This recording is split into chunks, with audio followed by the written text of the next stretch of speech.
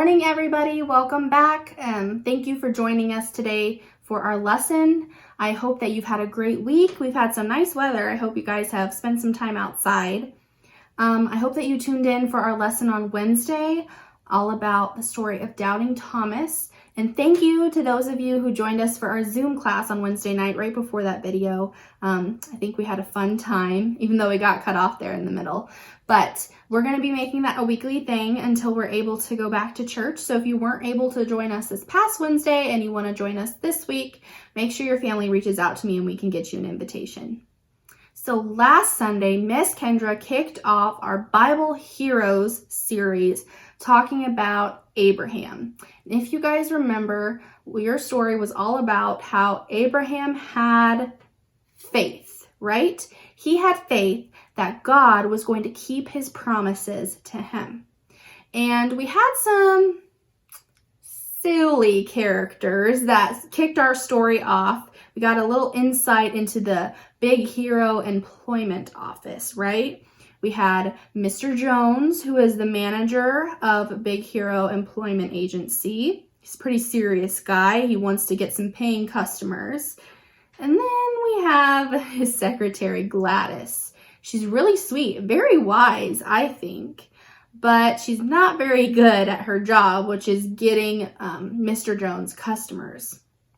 And then last week we had Chuck, and he had a mustache, and he was a big, tough construction guy, and he was looking for some helpers to build his big building, but he ultimately didn't need them because Gladys reminded him to have faith. So let's go ahead and check in with Mr. Jones and Gladys, see what they've been up to this week, see if they've had any more customers. Ring, ring, ring. Big Hero Employment Agency, big job, small job, whatever the job, we've got the man for the job, or the woman for the job. We got a lot of both, and no matter what the job, they always do the job. So what job do you need done? That's your cue, hon.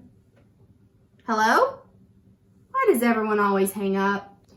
Do we have any clients today that you haven't managed to scare away yet, Gladys? Just this one, Alan. Alan, I'm Mr. Jones. Is there anything that Big Hero Employment Agency can help you with today? Yes, I need to hire someone immediately. Excellent. What do you need exactly? It's my little brother. I'm sorry, Alan. We don't sell little brothers here. No, I already have a little brother. He's the problem. I'm getting tired of him. Were you wanting to trade him in for a better model?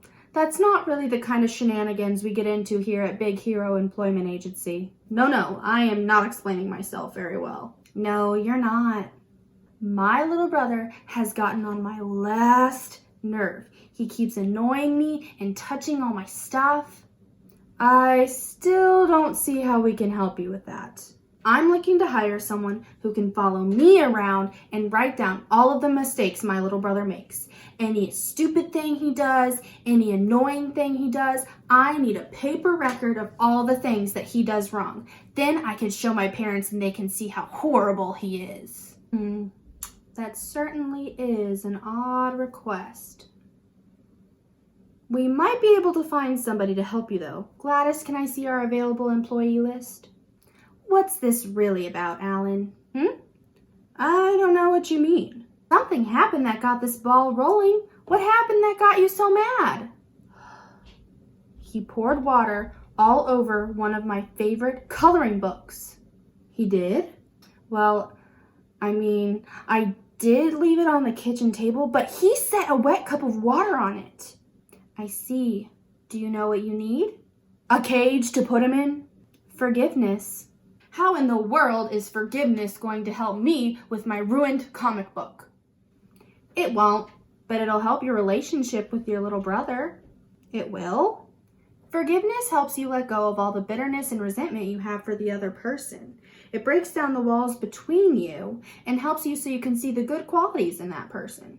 Oh, like all the fun times we have exploring outside together or playing my favorite video games. Well, when my friends aren't around. See what forgiveness can do? Wow, I think you're right. Forgiveness sounds great. I'll give it a try. Thanks, Gladys. And it's a whole lot cheaper than hiring somebody to follow you around with a pen and a pad of paper. another satisfied non-customer. I hope you guys enjoyed that silly skit. It was cool to get to see who Mr. Jones and Gladys came in contact with this week. But let's go ahead and jump into today's lesson.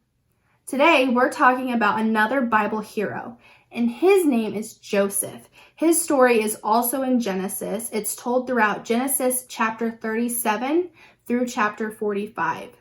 What we know about Joseph is he's actually a descendant of Abraham, just like God promised that he would have lots of descendants like the stars. So I'm going to try to explain this to you guys. Joseph is Abraham's great-grandson. Okay, so we had Abraham, and remember he had his son, do you remember who? Isaac. And Isaac had a son named Jacob, and Jacob had Joseph. So we have Abraham, Isaac, Jacob, and Joseph. Okay?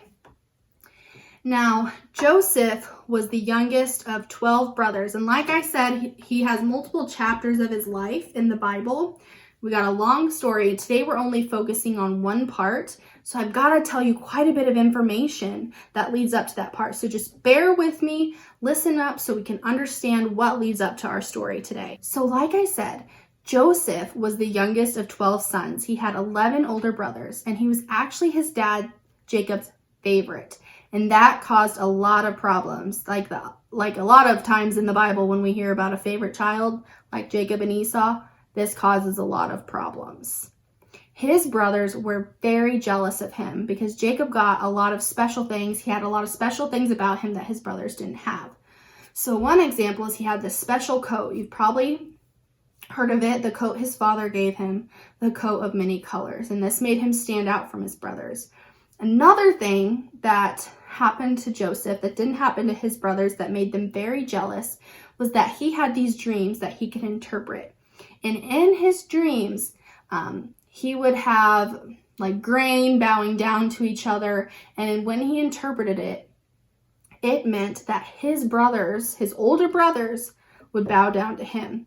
And they did not like that. So they were going to do something about their jealousy. One day, their jealousy got so bad that they took him out and they said they were going to kill him. Now, Reuben, one of his brothers, just told everyone, we're not going to kill him. But they found a pit, a big hole in the ground, and they put Joseph in it. They took off his coat, they beat him up, they put him in this pit. They were going to take the coat home to their father Jacob and tell them that Joseph had died.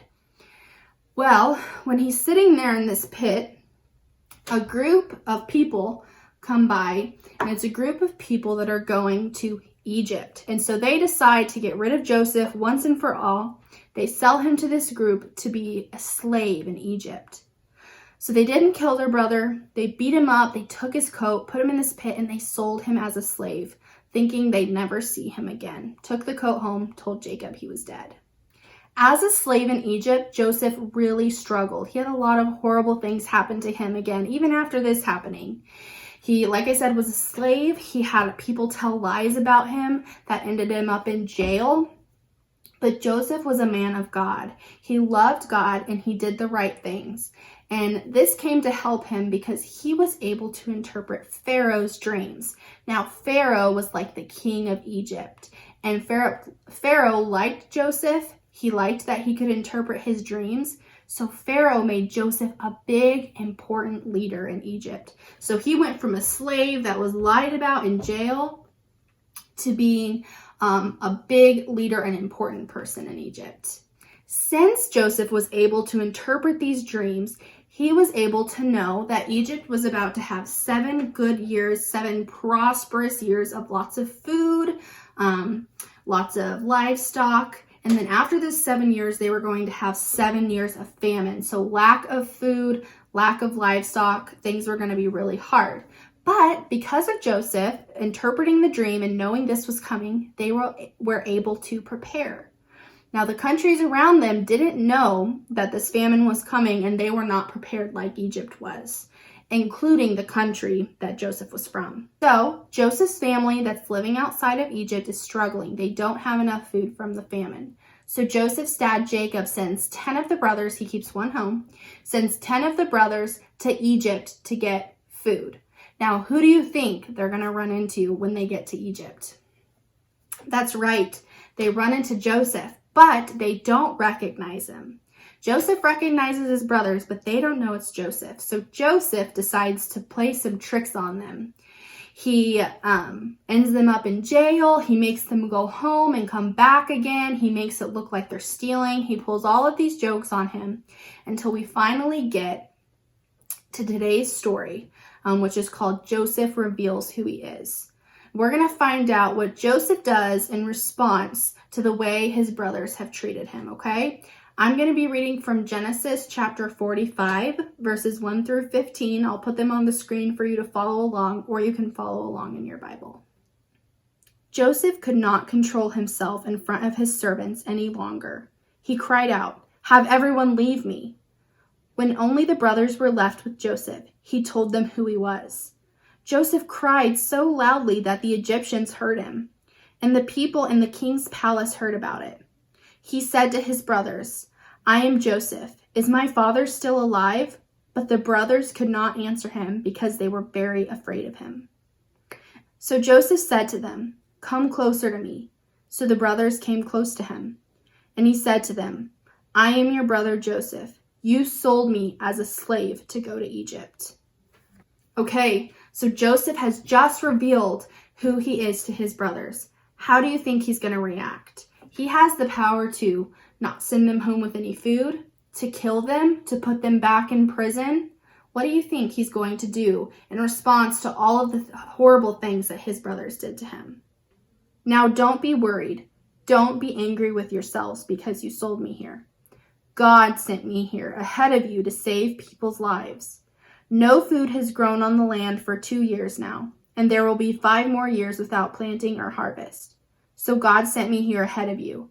This was to make sure you have some descendants left on earth, and it was to keep you alive in an amazing way. So it was not you who sent me here, but God. God has made me the highest officer of the king of Egypt. I am in charge of his palace. I am the master of all the land of Egypt. So leave quickly and go to my father. Tell him, your son Joseph says, God has made me master over all Egypt. Come down to me quickly. Live in the land of Goshen. You will be near me. Also your children, your grandchildren, your flocks and herds, and all that you have will be near me. I will care for you during the next 5 years of hunger. In this way, you and your family and all that you have will not starve. Now you can see for yourselves. The one speaking to you is really Joseph, and my brother Benjamin can see this. So tell my father about how powerful I have become in Egypt. Tell him about everything you have seen. Now hurry and bring him back to me." Then Joseph hugged his brother Benjamin and Benjamin cried also. Then Joseph kissed all his brothers. He cried as he hugged them. After this, his brothers talked with him. Joseph had every reason to be very angry with his brothers. They had beaten him up, they had lied about him to his father, they had sold him into slavery and basically left him for dead. He had every reason to let them starve, to put them in jail, or to even kill them. But Joseph is a big hero in the Bible because he chose forgiveness. So as you can see, today is all about forgiveness. Just like God has extended forgiveness to us for our sins, we're called to extend forgiveness to others. Now, I don't want to brag, but I am really good at forgiveness. I've forgiven so many people. I'm just really good at it. And you know how I know that is because I keep this forgiveness list. So every time someone does something wrong to me and I'm just an awesome Christian and I forgive them, I keep a list of it, okay? So I'm going to share it with you. This is just one page. There's a lot. So we've got Mary in 2nd grade. She wouldn't share her toys with me and it made me cry and I was really upset at her and she was just a really mean and horrible person, but I forgave her. And then we have Luke in 5th grade. He lied about me. It was so horrible. Nobody liked me. Everyone made fun of me. But I forgave him. And then we have Bobby, who 3 years ago pulled my hair, which just still makes me so mad. It makes my blood boil when I still think about it to this day, but I forgave him. And then there was Chris, who last year he stepped on my foot, and it was basically like the pulling hair situation. I was crying, I was screaming, but I forgave him. Okay, truthfully, I made those names up. This isn't real, but I did it to make a point. Did you notice when I was reading my forgiveness list that I didn't sound like I had actually forgiven any of these people? That's not what forgiveness is about. Forgiveness is about wiping a clean slate. When we forgive someone, we basically forget what they've done to us. We don't, it shouldn't make us angry anymore. It shouldn't make us want to pay them back, but we start all over. We forget them. So our forgiveness lists should look a little more like this. Just like when God forgives us, he doesn't remember all the wrong things we've done, all the sins we've ever committed. When we ask for forgiveness, we're forgiven and our slate is wiped clean. Just like how our forgiveness list should look, Joseph wiped the slate completely clean for his brothers. He didn't hold over their head what they had done to him. He truly wiped the slate clean, and he treated them much better than they had treated him. And that's the way that God treats us when we go to him and ask for forgiveness. He sent Jesus to die on the cross so that anytime we mess up, we sin, we do something disobedient that brings us away from him, all we have to do is ask for forgiveness, and he can wipe the slate clean for us, and we can be in a close relationship with him. We can be his friend. So like I've said over and over, just as God forgives us and Joseph forgave his brothers, we are called to forgive others. So that kid at school that's always really mean to you, you need to forgive them. Your brothers or sisters that make you so angry when they touch your stuff or break your stuff or purposely annoy you, you need to forgive them. Even your parents, when they miss your game, the biggest game of the year, the one you were really, really hoping they could come to, you need to forgive them too. So let's take some time to pray and to thank God for forgiving us and thank him for helping us and giving us the power to forgive others. Dear Lord, I just thank you so much for this lesson today. I thank you that we have the story of Joseph in the Bible to teach us many things, but one of the things it teaches us is about forgiveness. I'm so thankful that you loved us enough to send Jesus, your son, to die on the cross so that we could have forgiveness whenever we need it. All we have to do is ask. And I thank you that you give us the Holy Spirit to give us power to forgive others and to ask for forgiveness of others from ourselves. So I just pray that anytime we do something wrong, that we would ask others for forgiveness and ask you for forgiveness. And I pray that you would just empower us, give us your love so that we can forgive others when they do wrong to us. That's one way that we can show others around us your love. We thank you so much. Amen. So for your at-home game today, you're going to have to get a little creative, okay? I saw this idea online. I really liked it, but it's kind of hard to execute, so you guys are going to have to get kind of creative. But what I did is I made this dartboard. I'm sure many of you are familiar with darts, but the closer you get to the bullseye or the middle, the more points you get. And the farther out you get, the less points, or even in this case, you lose points, okay? So I hope you can see this. If not, I'll put it bigger on the screen. But in the middle, we've got forgiveness. That's 3 points. The next ring out is being nice to someone who hurt you. Another good thing, 2 points. Refusing to apologize, not so good. So that's only 1 point. We've got not helping someone who hurt you, -1 point, and not accepting someone's apology, -2 points. So if you have a dartboard at home, you could actually just put this on there and play regular darts, but I'm assuming a lot of you don't. So some ways I thought of that you could do this is even just setting it on the floor and throwing like a ball and seeing where it lands, or a coin. If your parents will let you, you can tape it up on the wall and throw something softer, and you'd have to count on your eyes to see where it hits. You could even do it shuffleboard style, so lay it on something and try to slide like a penny or a crayon and see where it lands. You could also just move it around, close your eyes, try to hit it with a pin. But I'm sure you guys can get creative and find a way to play this. Okay, kiddos, there's only a few things you need to make this craft. So what I've got here is a couple pieces of paper.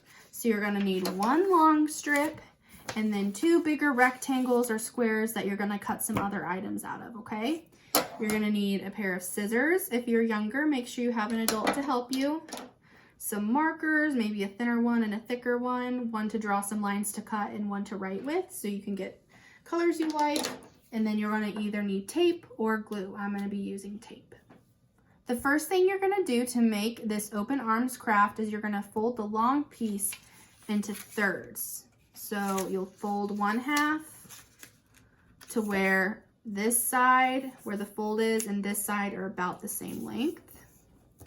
And then you're gonna fold the other side over. Again, doesn't need to be perfect, but you should have approximately 3 equal parts, okay? Then you're just gonna set his arms aside. To make his head, all you need to do is draw it, give him an eyes, nose, mouth, or you can make it a lady, whatever you'd like. I'm gonna go ahead and do that now. Next, you're gonna cut out his head. Just like so. Next, we're going to draw and cut out the hands. Okay, and then once you have all of these pieces, you can begin to assemble him. You're gonna tape or glue his head to the top, and you're going to tape or glue his hands to the side. Now, if you didn't cut out all of the individual fingers like I did, you're gonna wanna make sure you can see the fingers facing the outside so that when you fold him up, you can see him. And then when you go ahead and tape or glue, make sure you tape or glue the inside hand to where it's not going to get crushed when it gets folded, okay?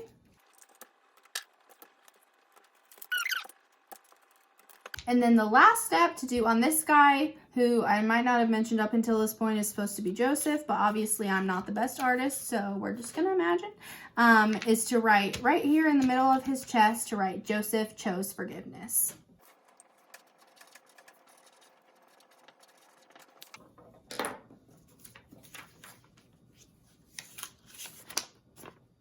Alright guys, I forgot to shoot my little outro goodbye clip when I had my tripod up, so we're doing a selfie style, but I just wanted to say thank you so much for watching today's lesson. I really hope you enjoy them. We're working really hard to make them fun and to give you some fun ideas of crafts and games to do at home.